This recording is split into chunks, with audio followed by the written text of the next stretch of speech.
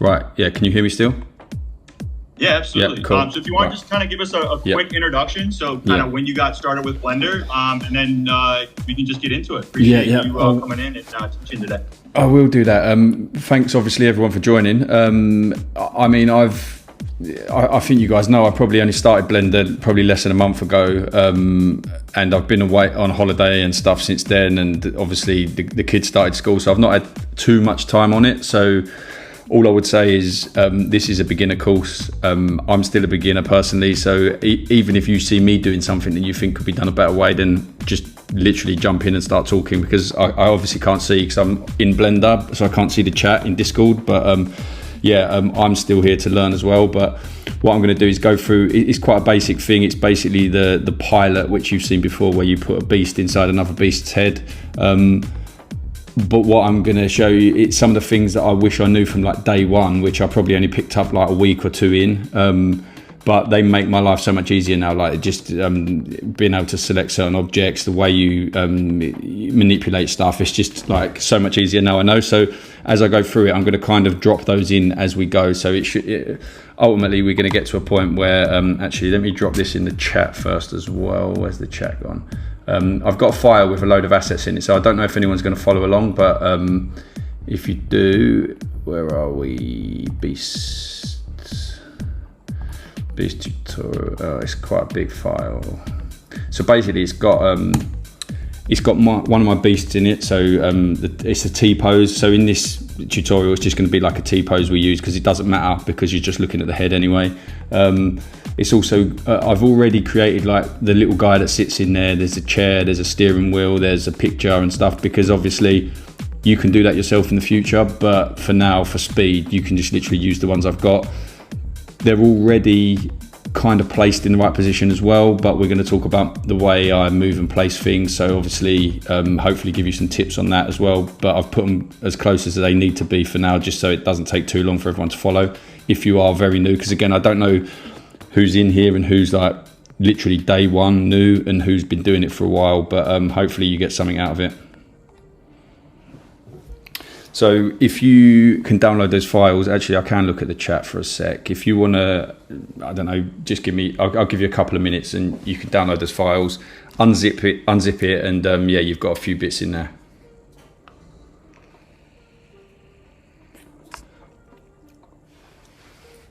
But if you are following along, just open a blank Blender session with just a general board. Like, don't worry about like opening any of those files yet.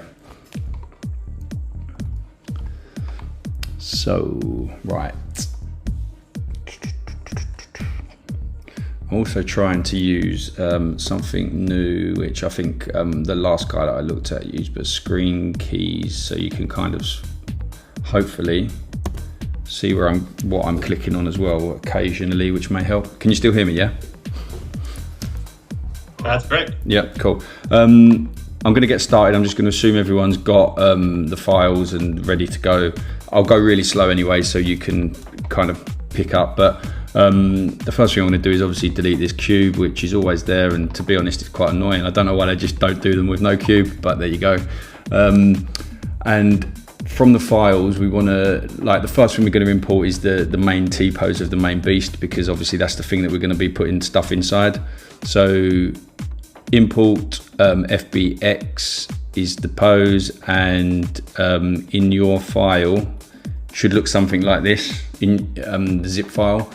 Just literally click on 9359 FBX, which is the beast, and then click import. Before you do anything, I've kind of exported and saved these in a bit of a bad way on purpose as well. So like, the minute you import something, and I notice this sometimes if I'm downloading things from like websites like Sketchfab or whatever, it comes into your like file area in just like tons of files.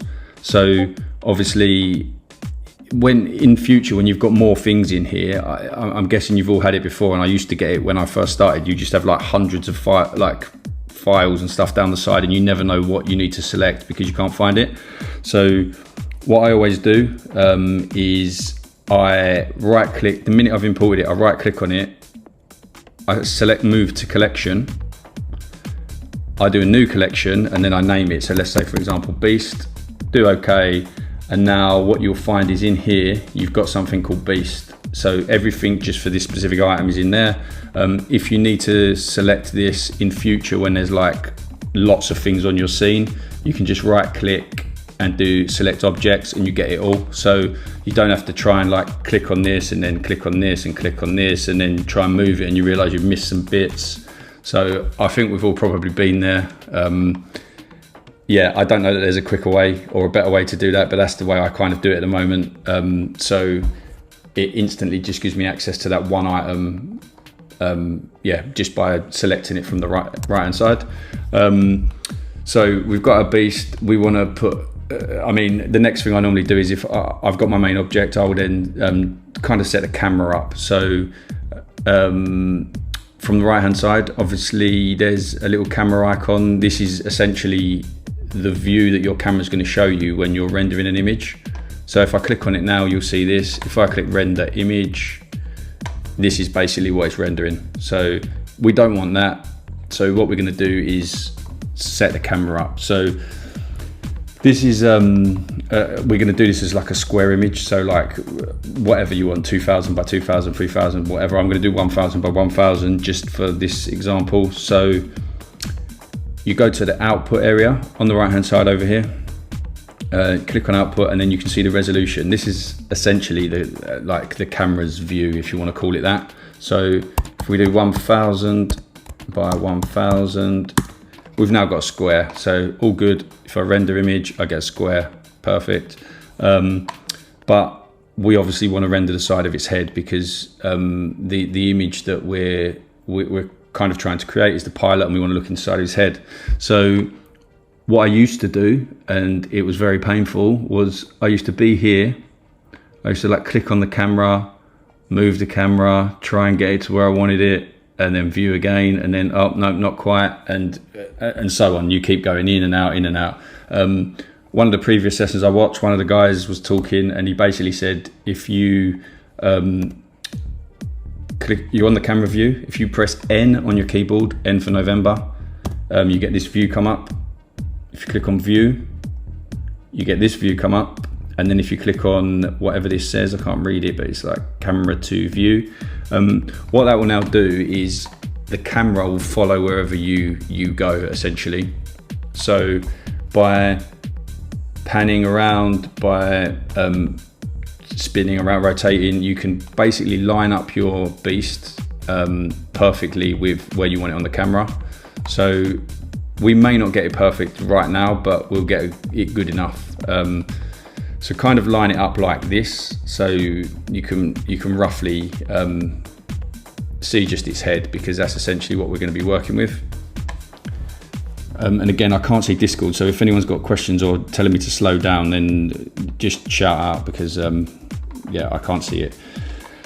Yep, I got you, Realitee, don't worry about that. Cool. So once we're here, we've got the head perfect in view. What you need to remember is to untick this box, because if you don't, then when you start moving around the screen again, your camera's all screwed up and you're looking in the wrong places. So untick that box. If you click camera now, you can go out, you can do what you want, you can move around, but the minute you click camera again, you'll be perfectly where we want to be. If we have a look at the render, you're rendering kind of where we want it, so that's perfect. So the next thing we will do is, I've got, I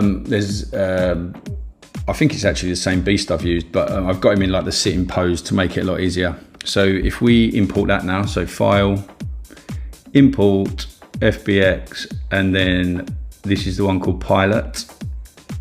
So import. So he's inside the head already, because I've kind of put him in there. He's not perfect, but remember what I said at the start, what I always do now is when this is, you've just put it in, it's already there. So I right click on it, I do move to collection, create new collection, and I'm going to call this guy the pilot. So now over on this right hand side, as you can see, we've got Beast and pilot. So if I'm here, let's say, and I want to move the pilot, it's like, well, there's a few ways you can, like you can like look inside and whatever else, but ultimately it's a lot easier just to go on this pilot on the right click, select object, and now I can just move him and pull him out like really easily. In the same way that if I want to move the beast without touching the pilot, I can select object and the pilot stays there. So yeah, it's kind of a best practice. You don't have to do it, but I assume that's kind of the way you're meant to do it, because that's why it gives you collections, but that's essentially how I set it up. So we've now got a beast and we've got a pilot inside his head, so we're all good. What we want to do, or what I done next was I kind of just made an area that I could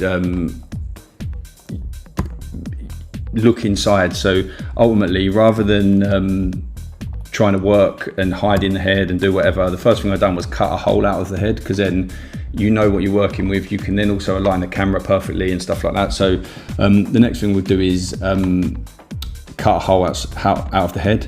So again, the way you do this is you select the item you want to edit, because essentially we want to remove some of it. You can either press tab on your keyboard and it will go into edit mode, or up here on the left you can click on object mode and just change it to edit mode. It's the same outcome, but once you get used to knowing why you're doing it, you just press tab because it's a lot quicker. And at this stage, don't follow along for 1 second, because I'm just going to show you why. When you're cutting stuff out, one thing I learned the hard way was I didn't really understand how this wireframe up here worked. I wasn't sure what was going on, but I was like, right, I'm going to try and cut some of this stuff out. So with the selection tool, you kind of go like this, or you try and line it up and you're like, right, okay, I'm going to cut this area out here. Yeah, that looks about right. You delete the bits that you want to delete, and then suddenly you've got like gaps everywhere because it selects the wrong bits, and yeah, it just doesn't look great. And I struggled for a while to understand like what's going on and how to cut out properly, and then again, just playing around with it, I kind of worked it out. So up here in the right hand side, you've got these like axes. So the way I do a lot of stuff now, like positioning and cutting stuff out, so we're going to use this again in a minute. So if you want to start following along again, click the y-axis and essentially it gives you a dead straight view of your beast. Click the X and it will give you a side view, like perfect side view. So it's really good if you want to cut out like an exact line, so you know it's done. The problem we've got here, if we do this, although we know it's dead straight, we're now not getting the stuff around the back, because obviously it only selects stuff that you can see. But if you click on the wireframe button up here, which is what I mentioned earlier, it kind of puts the whole scene into like a see-through mode, if you want to call it that. So now by selecting anything on the front, it will also go through the object and it will select anything behind your selection as well. So you can actually get like a nice clean cut of what you want. So what I found is if you go just next to the ear and come down, and then you can kind of see the neck of the beast at the bottom, just go just above that so it doesn't take any of that away. I've missed a bit of the ear here, so if you hold shift and then click again, it will just add it to the selection. But basically we can cut a side of the head out quite straight. We are going to redo this because I'm going to show you what I found the first time I done it as well.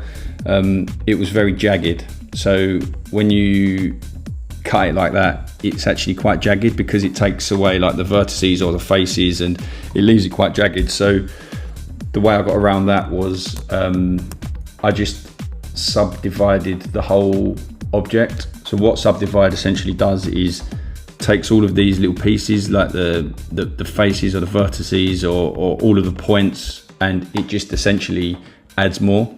So while you're on the beast's balaclava, if you press A, you select all of the I guess they're called, I don't know, spots, points is a good one. They're all of the points. If you right click and then press subdivide, click on subdivide, it gives you a lot more points. I done it twice because I found it was a smoother outcome. So if I right click again and do subdivide, now you can hardly see a gap between them. So if we do the exact same process again, by selecting. Sorry, go on. So you just hit subdivide once? I subdivided twice. I mean, you don't have to at all, but it will be a bit more jagged if you do it. I guess you could probably do it 3 times, but I mean, I found twice was enough, and it left it quite clean. So, and then when we're here again, so basically we do exactly the same thing. So we will now select kind of next to the ear, and then to around just above the sort of the rolls of the neck. Oh, wait there. Maybe I need to go into wireframe mode first. Exactly what I just told you guys. So wireframe mode, and then select just to the left of the ear and just above the neck. And again, it's now going to select the whole thing. It looks quite clean. Right click and delete.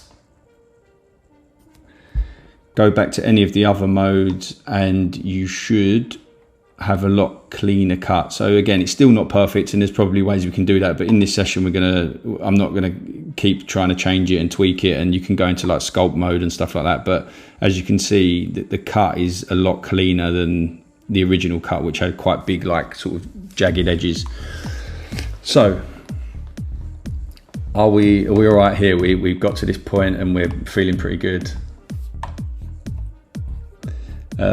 Right, so now as you can see as well, so one of the tips I use, so if I'm doing an animation, everything needs to be perfect in terms of like positioning and whatever else. If I'm just doing a flat render like this, like for example, if we rendered it from kind of this angle, you can't really see too much about the beast's foot, but if you come around this side, the beast's foot's poking out. So obviously I wouldn't want this in an animation because you're going to see a foot coming out at the bottom of the neck, but in a render where you're staying this way, it doesn't matter as long as, like, I mean, you can see a slight overlap there, so I would move it slightly. So again, if we move it up just slightly like that, it's not too bad. And then if we look around the other side again, let's see if he's still poking through. Yeah, he is a bit, look, see. So what I would say is, like, if it's a flat render, it doesn't really matter that the foot's poking through this side because you're never going to see it. If it's an animation, then you need to spend a lot more time getting it in the right position so that you can always, no matter what angle you're at, you will never see the beast coming through. So I think, well, I did do one of them as an animation, and you wouldn't have seen any pieces of the beast because it took a lot longer than this. This is just literally chucking it in to kind of get the effect. So if you've moved your beast up a little bit, it doesn't matter at this point whether you have or not. We're going to add a few more items now because we're ready to put in, like, the seat. There's a picture frame, and there's like a screen and some gears and a steering wheel. So what we'll do is, if we do import FBX, we're going to import all of these, and you could just literally select coffee cup, gears, picture, screen, etc. I'm going to do them one by one just so we can stick to our sort of new best practice of putting them in a collection, because then it's easier to select them going forward. So look, if I click seat, I'm going to import the seat. Great, we've got a seat in there now. Right click, move to collection, new collection, and we've got a seat. So we're done up there. And we'll do this with all the files now. So if you want to go ahead and just basically do the seat, now we've got a steering wheel, so import. Right click, move to collection. I'll just call it wheel for now. So we've got steering wheel, import. What else? We've got screen. The screen's definitely not in the right position, but that's fine. Move to collection. I mean, this is actually only one item, but again, just to drill in the practice, just put it in its own collection anyway. So screen. What else have we got? A coffee cup. So we'll import the coffee cup. Yeah, that's really in a bad position, which is good because that's what we're practicing. Coffee. And then file, import. So we've got coffee. Oh, picture. We want the picture. That's cool. So picture, move to collection. Picture. And then the gears are the last one. And again, I would probably use better gears, and we'd probably use maybe slightly better objects depending on what your render is. I mean, it was my first time I ever done this, so I use those and it come out quite well. The gears, you'll notice, are a bit all over the place. That was intentional as well. So where are we? They kind of come in the wrong place, and then they've got this like pointer because they've got an animation on them and stuff like that, which we don't want any of that. But sometimes if you download things from Sketchfab or whatever, it automatically comes with like animations and all different stuff that kind of gets in your way, if you want to call it that. Sometimes it even affects your rotation and things. So if you're trying to like rotate something here, it may not always work there because it's pivoting from a different area. And I mean, I won't explain it too much, but all I'll say is if you find your object is like acting weird, then this is what I normally do to kind of clean it up a bit. So on these gears specifically, you can see this like little orange dot, and it's kind of like being pointed towards something over here. This is because it's got an animation attached to it, which you can see down the bottom. So what I'm going to do first thing is go to, or my first thing actually I need to do is create a new collection called gears, because that's what I'll spell it right, called gears. The first thing I'm going to do is go to the gears. On this animation, we don't want animation. This is a render. It's not necessary. So I'm just going to do clear animation data, and you'll see instantly. Well, you won't see anything instantly, sorry. But then what you, because this is like parented to something over here as well, which is what this line seems to mean. If you do parent, and what you do is you clear its parent, but you keep its transformation. So what that means is it's clearing whatever it's attached to, but it stays in its same position, hopefully. So now we've got this object over here that's not attached to anything. It's all good. It's all in its own collection, right? So now we can start trying to move it. So I'll put it over here on purpose, because when I first started with Blender, I was looking at this thinking, right, I need to get the gears into the head. Okay, well this is easy because you can go left, right with all these things. So you start doing this, you start trying to do this, and you're like, right, that looks about right.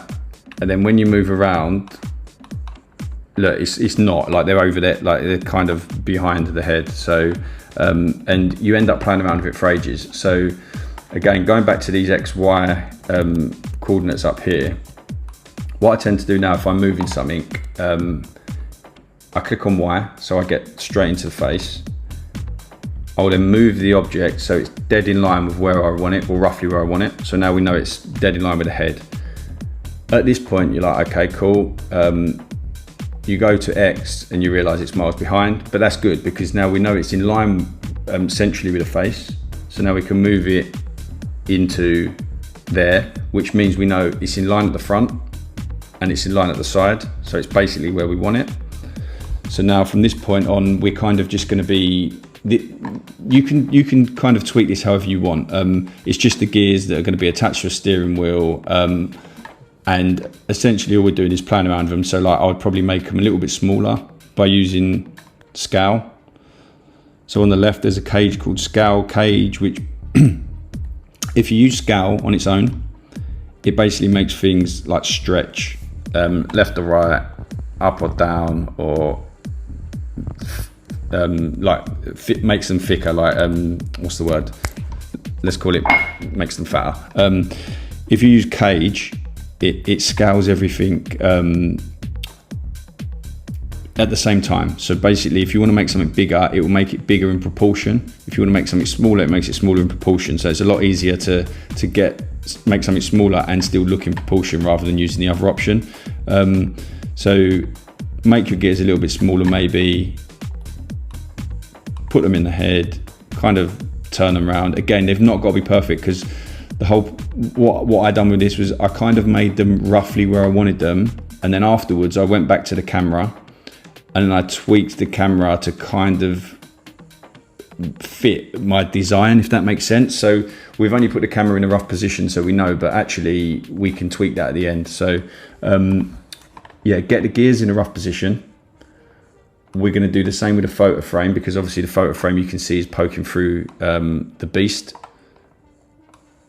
So again, this is pretty basic stuff, but this is a beginner course. But if you click on it, you get them, and click on the move arrow, you can go up and down or forward and back, left and right. So we want to come forward a bit to make it look like it's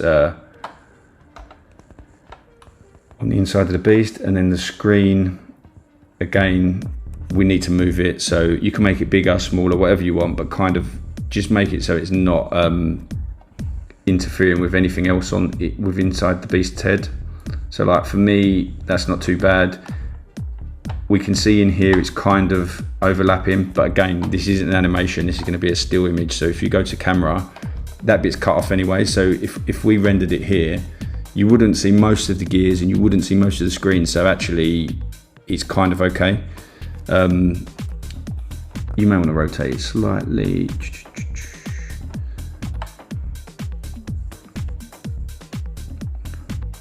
Right, and then we've got a coffee cup. I mean, I don't know if you guys have seen this, but there is a coffee cup. It's down here. It's been slightly hidden. But again, if you can't see something and you know you've got it on in your scene, we've got coffee over here. Right click, select objects, and now you've got the coffee cup. So if it's hidden, it's behind something, it doesn't matter because you don't need to know where it is. You can select it now because you've set your scene up properly. We drag it out, we move it over, and again, just make sure it's not touching anything else because obviously it'll be quite noticeable. And make sure, like, as you can see there, there's skin coming through the coffee cup. So I normally go to about there. Yeah, and we're kind of in a basic position. The steering wheel doesn't look like it's on the hands. So again, if you click on wheel over on the right, select objects because it's 2 objects, and just put it up a little. Doesn't look too bad.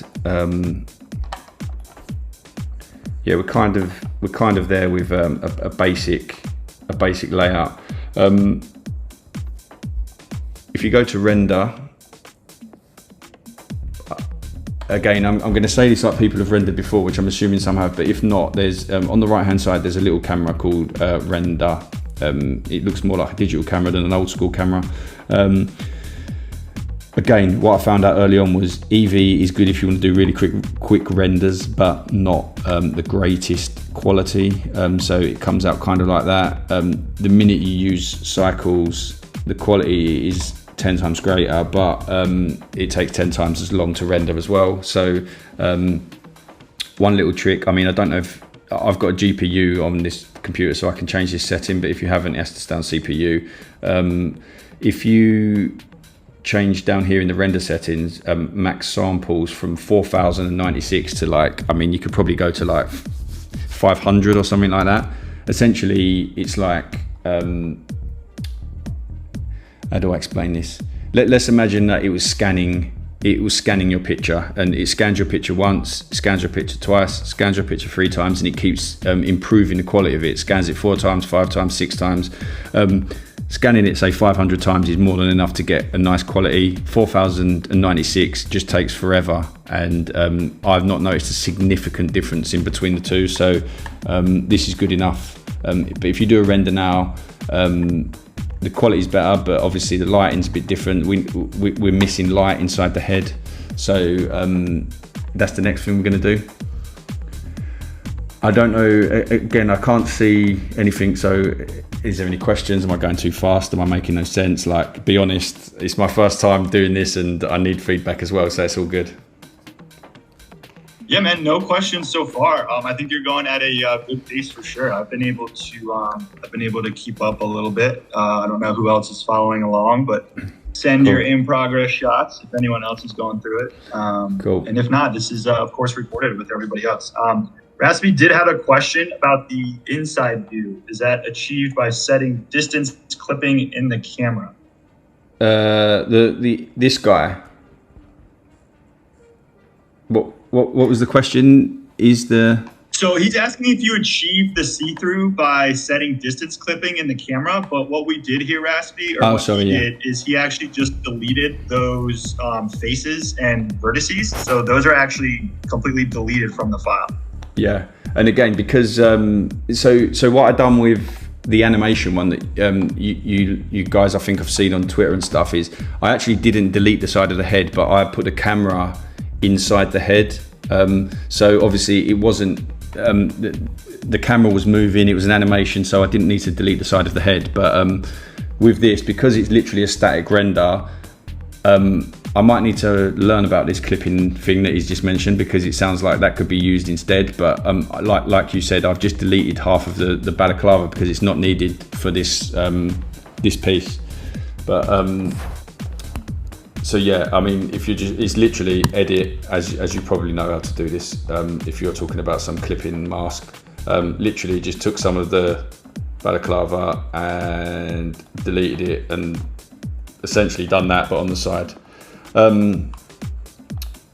We've got a steering wheel as well. Sorry, I forgot to mention the steering wheel isn't white in real life, so we want to just quickly change that. So if you click on the wheel itself and then you click on the material button on the right, you've got a leather base which is white, which you can just remove that by clicking delete, and hopefully then you've got some more random colors in, or some of these colors are in here. And I just went with brushed aluminium dark because, again, it's not aluminium, but you're not going to tell in this single render, so just get it into the right color. And then with the stem of the wheel, again, delete the current material, and I just added the carbon fiber shell, and it kind of gives it just a slightly better effect, better color.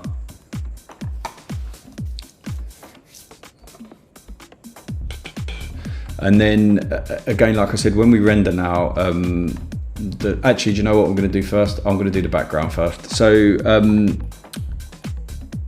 you can either do like, there's scene backgrounds they're called, which essentially just like adds this lighting or a picture or something to your scene. But in this case, all I'm going to do is add a plane, like quite a basic plane. It's just a square that essentially will go behind the head, so it will look like it's got background, even though it's just a plane. So if you go to add mesh and then click plane, you'll notice this like square on the floor.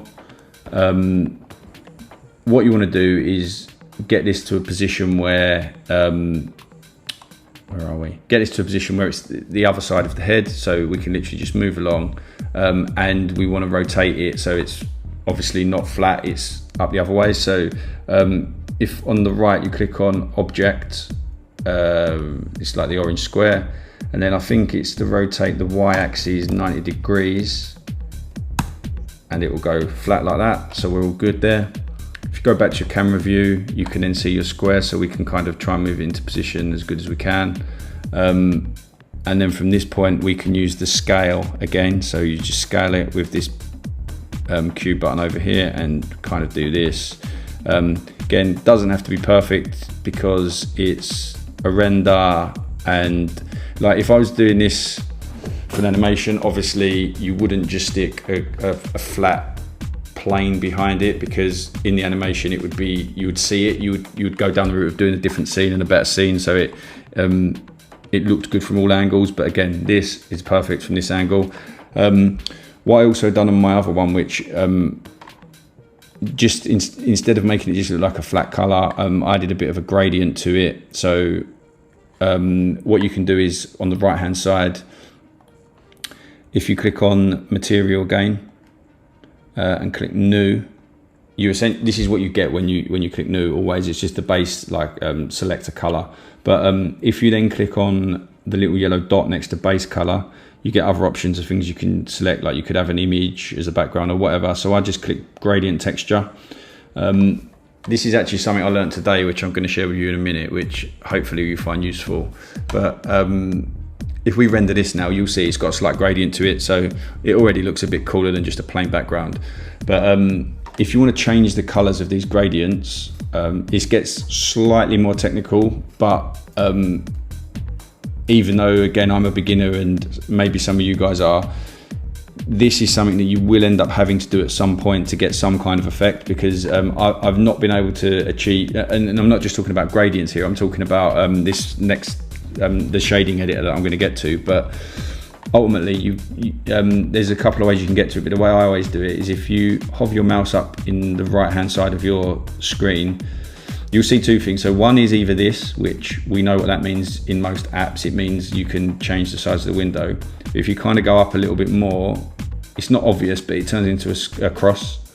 If you click on the cross and then drag, you basically get a duplicate window. from the duplicate window, there's this left little button up here, and you can basically change this window to anything that you want. So it could be a timeline, it could be the Python console if you know how to code in. But what we want is the shader editor. So what this does is, I mean, the way I kind of see it is it's like the back end of Blender. So it's not, it's kind of like a way to link the visual with the code, if you want to call it that, to a degree. And what this here represents is whatever item you click on. So we're on the plane.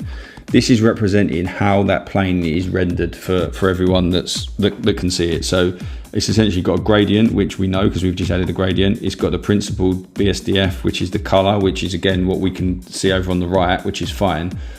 But what I don't seem to have on the right, which is why you need to use this, is a way to change the color of the gradient. So if I like change this color, it doesn't change the color of the gradient because the gradient here is basically, must be overwriting it in some way. I don't know exactly, but it just doesn't work. So I was playing around with it. So what you need to do is between the gradient and the color, you need to add something called a color ramp, which I'll explain why I think it's called a ramp in a second. But if you click anywhere in here, but not on one of these boxes, and then right click, where it says add, click search, and then just type color, you'll see color ramp appear.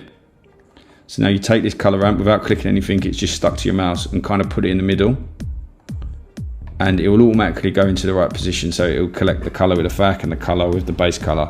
So what this is actually doing now, I'll just zoom into this item because this is all we need. If you look at the gradient on the left, there's kind of black at the top and kind of white at the bottom. This is basically what this is representing here. So if we move this black line up, you'll see the gradient is moving with it. So now our gradient looks like that. If we move it back down again, it's what we originally saw.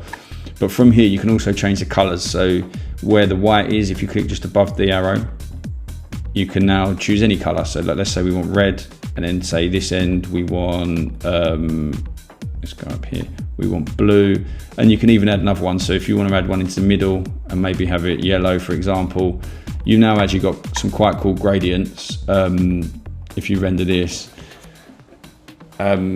quite easily achieved. You can add as many colors as you want. You could do like the American flag if you want, and you can do whatever you want. I mean, but you could basically do it all via using this color ramp. So I know, again, if you're very, very new, it probably looks tricky, but you will end up having to use it for something. And like I said, I've had to use it for this unless someone else knows a better way.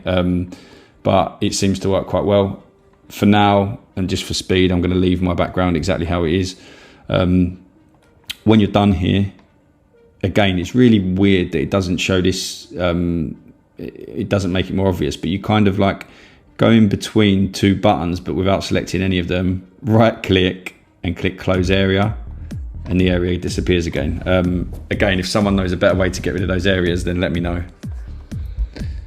So yeah, just a heads up, you can also go to the shading tab at the top, and that'll bring in those nodes as well. If you click on a material. Oh, there we go. Well, that's a lot quicker. But yeah, so do you know what? I've probably clicked on these before, and that one, because that was where that was, I probably looked at this and thought this looks way over complicated for what I need. But there you go. I've learned 100%. Yeah, so, I did the same exact thing for sure. No, but that's cool. Again, it does the exact same thing. I think for what people have, again, what I've picked up is all of these screens, they kind of look a bit crazy, and sometimes you click on one and you've got this and you've got that and you've got that, but ultimately you can lay the view out however you want. And once you start understanding, like this shading one, for example, I can probably close this area, I can probably close this area somehow. Where are we? Maybe not, that's files. But ultimately you can structure it however you want and however you like to use it, and then you get used to it. But all I would say is these nodes get used quite a lot in a lot of things that I've played around with. So yeah, you will need to kind of, and I don't think, I mean, there's probably not many people in the world that know all of these nodes off by heart and how they all work and whatever else. So again, don't be afraid to go on Google and say, right, I want to add a gradient to a plane, and you'll get the answer. Just YouTube it and follow it on YouTube or Google or whatever. But I think that's how most people do it. So You've probably got the odd absolute Blender guru that can remember them all, but it's not easy. I mean, I have to refer to quite a lot. Anyway, we're here, we're all good. If we render this now, it's still a bit dark inside. So it's like, right, we need to add some light. Let me just check something. Right, lighting isn't my speciality, but I obviously know how to add light. So what we do from this point, I normally click up here on the right. You've got different ways to view your current scene. So you've got wireframe mode, you've got it's basically like no color mode. You've got this one, which is like a low version of it, and then you've got this one, which is basically kind of views it exactly how you're going to see it in cycles. This is depending on what laptop or machine you've got. When you move stuff around, it can take a bit of a while, and it might sort of stay looking like this for some laptops or desktops that are not very powerful. So the only advantage of it in this view is that if I add light, I can instantly see the effect of it, whereas you can still do the same thing in this view, but you just need to kind of like render it or keep flicking between these to check. So I'm adding light now, but another thing that I'm going to show you, which I learned literally a couple of days ago, which was, again, I wish I knew before. Anytime you add an object to a scene, you can actually click this button up here, the cursor. You can put it wherever you want this object to be. So for example, we're in here. We're going to want the light like in here somewhere. I think in my original design, I even put a little lamp in here and then put the light on top of the lamp so it looked like the lamp was shining. But we're going to want it somewhere in here. So again, with this cursor on the left selected, just click roughly where you're going to want the light to be. And this doesn't apply just to light, this applies to anything now you add to the scene. So if I did a cube, it would land in there. If I added anything, it goes to this point. I didn't know this at the start, so I was always adding things and then moving them and having to manually move them around. So now I've got my pointer here. If I click add light, and then again, there's all different lights. I think the sun is like mega bright and it just will light up the whole head, so we don't want that. You've got spotlight, which again is what it says, it's a spotlight. So if you've got like say you had a little lamp in there, it might be cool to put a spotlight on it to look, but I'm just going to use area in this case because it will just light up the whole head, but not too bright. So I've added an area light, and it is what it sounds like. It's this whole square is essentially beaming light down. You can make this smaller, so we will in here, we're going to make it a little bit smaller. And now you can see the effect it's had. It kind of looks a bit more like a lamp. Let me go back to this view just to show you the moving. And you can also obviously rotate it, so wherever this, see this little yellow dot? Let me move it out a bit so you can see, not that. So this yellow dot is essentially the angle of the light. So wherever you point the stick is where the light's going to go. So now the area is outside the head, but the point in the stick here, obviously there is going to be no light inside the head, but there is going to be light here because the stick is pointing through, if that makes sense. We obviously want it inside the head, so we do that, and you can instantly see the lights changed. One thing I always struggle with, and I don't know if anyone knows a quick way, is kind of lining up that line perfectly with your object, but there you go, I've got it. Let me go back into this view. So we've got a light in there, it's kind of doing what we want. We go into this view and it looks nice and bright. I mean, I think it's a bit too bright because we're in a head, we're working in there all day, so we're going to put that to like 5 watts. So what you do is you click on the light, you go onto the right and there's a little light bulb, and you can basically change the power of the light. So if I put a 1 watt, it's essentially like a 1 watt bulb, I guess. If I put 100, it's going to be really bright in there. So we probably only want, I don't know, maybe 3 watts. And yeah, we're kind of getting there. So if, well, not render animation, we don't want that. We want render image. So yeah, that's kind of it in terms of how I got to where I got with my one. I think I had a mobile phone in mine and a little lamp, like I said. It wasn't just the objects that we've got. But from this point onwards, this is where I would then tweak the camera, because I don't like that finished render just being square on. So you go back to camera, you press N on your keyboard, you go to view, and then do this, and then essentially you line it up, get it to a nice angle where you can see as much of it as you can, but without any maybe of your little defects, like I mentioned before, like the corner of this screen, for example. We don't need to see that, but look, if I move just enough, there we go. So now I get a bit more of the gears, I get a bit more of the screen. It's quite a good angle. I probably want to move it down a little bit. And then obviously we've got our background now, which has gone all over the place. So we need to just make sure we cover every part of the camera with our background. Again, I would actually, do you know what I'm going to do? I would probably square this up rather than just make it massive. So we'll just do it like that, because it's probably a better way of doing it. And you get more of the real gradient then. So kind of like that. So now, oh, see, I've done exactly what I said don't do earlier. I left this little button ticked, so I've moved all the camera around, and now I've basically zoomed out. So I need to zoom back in. We'll go to there. So this is kind of the finished item. What I've done with mine, I think I turned the head slightly. So I don't know if any of you have ever, I mean, well, I'm guessing a lot of you have done posing, but this has already got an armature built on, because that's why I put it into this position. If you click on the grey, let's call it, it's called a bone, but let's say the grey bone poking out of his head.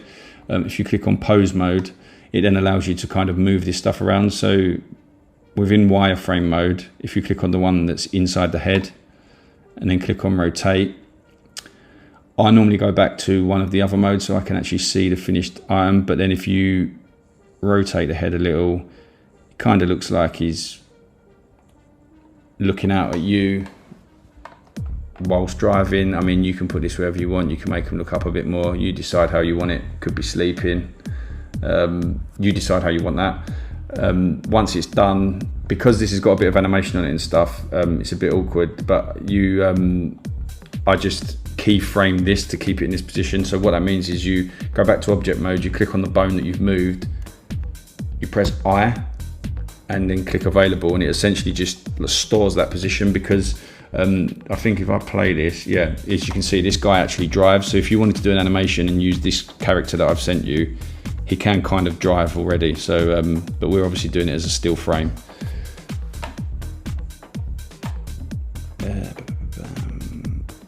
So I think that's about it, to be honest.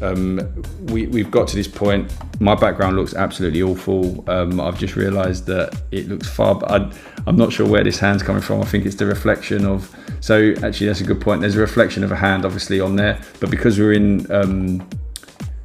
doing this as a render, you can basically delete some of this stuff. It doesn't matter, because it's not going to be seen anyway. So if you're getting a reflection from something that you're not going to ever see, just delete it. So there we go, instantly fixed that. I don't know if anyone even saw it, but the shadow of the hand, it's gone. Obviously if you're doing it as an animation, not a great idea, because now you've got a beast with no arms. But yeah, I think that's about it. I feel it's very difficult doing this without being able to see or hear anyone. So hopefully it made sense, and hopefully you can see I am actually a noob and I'm not someone that's done this for years. But I'm just trying to share some of the stuff that I've learned. No, this is really, really cool. I was wondering definitely how you did this, because this was one of the entries that for sure stood out in the Worker Challenge. I believe this was a finalist, correct? I think so. Do you know what? I lose track of some of this stuff that's going on, to be honest. I see tweets occasionally, and then I saw one with my name or my image on it, and yeah, I think I won some keys and stuff. It's been pretty awesome. But like I say, I've been in the space for, I don't know, a few years now probably, and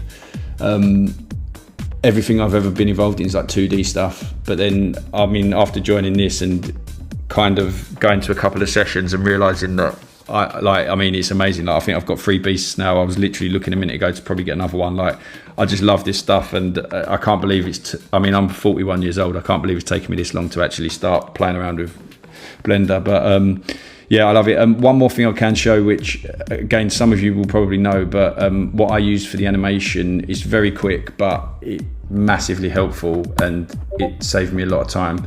So you can stop following along now, but unless you want to. But what I done when I was doing my animation for the camera that goes around the beast and in the head and then comes out and stuff like that, what I didn't realize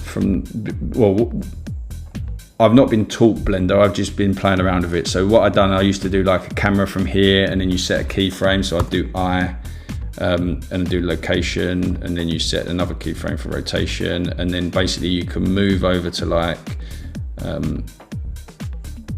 don't know, 70th frame, and then you can move the camera, and then you move it around here. Oh, not like that. You would move the camera, say here, move it around here, try and rotate it, hope it's looking in the right position, set another keyframe, and then what that means is the animation would automatically go like this, which is kind of all good, but if you actually look at it in the camera, it's never quite lined up exactly how you want it. It's quite painful. So what I found quite helpful, if I just go back, is tracking. Like literally, I'm guessing some of you know about this, but tracking just changed everything. So what you do is you position the camera wherever you want. It doesn't really matter. Let's have a look. The camera is there. But what you can do is on the right hand side, if you click on constraints, and you add a constraint, and then you say track to, you can then click on this little eyedropper and track to anything on the screen. So like we saying we want to kind of looking at this beast. So if we track like, let's say, I don't know, his t-shirt. Let's have a look where the camera's pointing now. Pointing perfectly roughly where that beast is, right? So now if we do an animation, all I need to do, don't have to rotate the camera or anything. If you watch as I move the camera, actually, sorry, I need to keyframe it first. So location, rotation. So you do that with eye. Now, literally, if I move this camera, it's just rotate, it just follows where that beast is no matter what I do. So if I move it here, then I move it here, and then, oh, this is gonna jump all the way back now because I did. What you need to do first is move to the frame that you want it to animate to. Then I can move it here, I can move it here, and then let's say I add a keyframe, so of all available because we've already added some, and then I'll go another 40 frames, let's say, and we're gonna go up, and we're gonna go over here, add some more keyframes, perfect, and then I'm gonna go over here, and then over here. I mean, you would do it a lot more cleanly than this, but ultimately, oh, I forgot to add the frames, but ultimately, it will literally look at the item that you're tracking. So for like animating and saving time, having to keep looking around where your camera's pointing the stuff, look, you can just see it in, like now it's just literally always pointing at the item, which again, I didn't know that from day one. I wish I did. I spent ages like moving the camera, moving the view, moving the camera, moving the view, and now it just does it for you.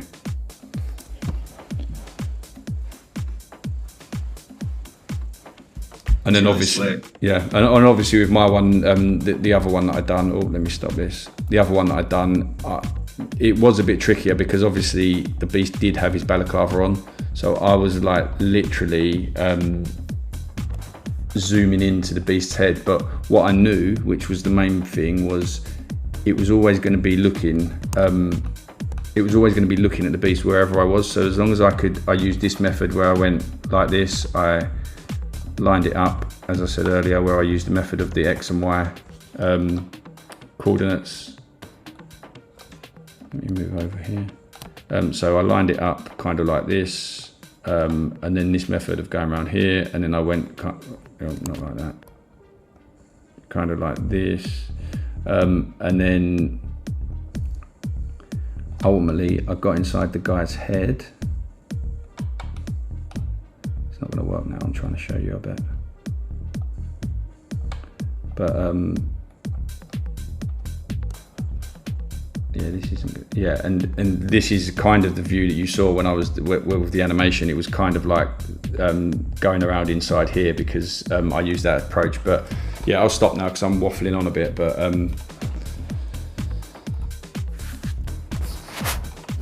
think that's it. I don't know. I mean, I'm going to stop recording now so I can see if there's anything in Discord or if there's anyone even still left, because there are definitely still people left.